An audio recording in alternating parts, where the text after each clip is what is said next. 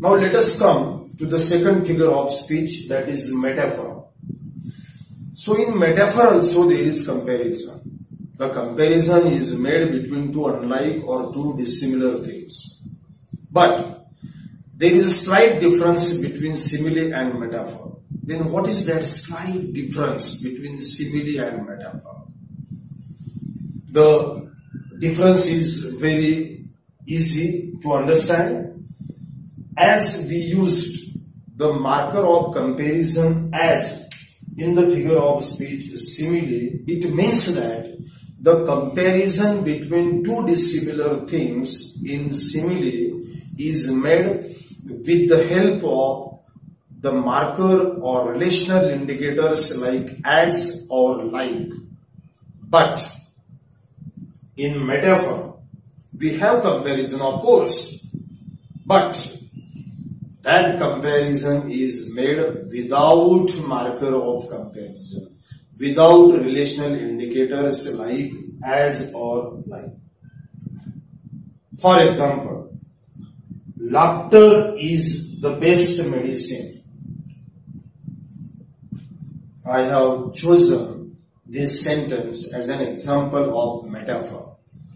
So if you look at this sentence, it will be clear that in this sentence, two dissimilar, two unlike things are being compared. The first is laughter and the second one is medicine. So, laughter is being compared with medicine but without marker of comparison like or as. So, this is where the difference lies between simile and metaphor. In simile, we make use of the relational indicators like as and like. In metaphor, without these words, comparison is made between two different things. That is called metaphor. So let me revise. In simile and metaphor, we have comparison. Two dissimilar, two unlike things are compared to make particular idea, thought more interesting. The idea, thought which is presented in the poem should be comprehended at a deeper level by the readers, by the students, and therefore these figures of speech are used in particular piece of literature. In simile, comparison is made with the help of the markers of comparison like as or like, whereas in metaphor, the comparison is made without the markers of comparison like as and like. So, comparison is the compulsory element in simile as well as in metaphor. Got it?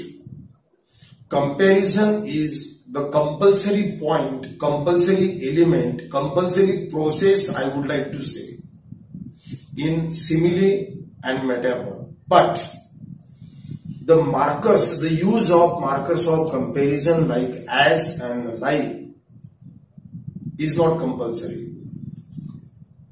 The use of markers of comparison is compulsory in simile but not in metaphor.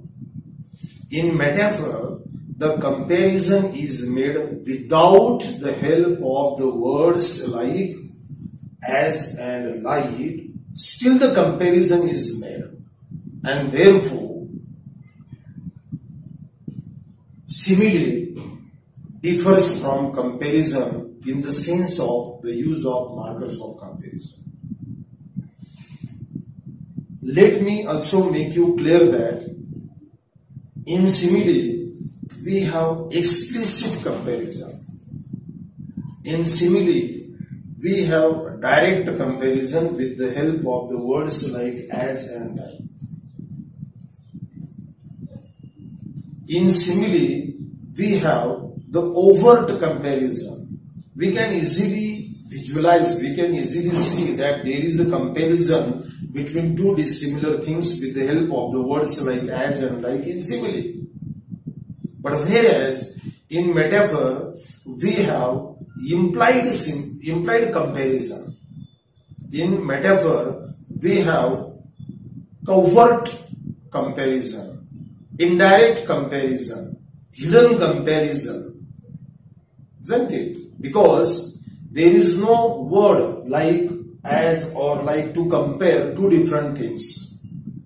And therefore, sometimes it is also called that simile is the implied comparison. Simile is the explicit comparison, whereas the metaphor is implicit comparison. Sometimes it is also called simile is the overt comparison and metaphor is a covert comparison.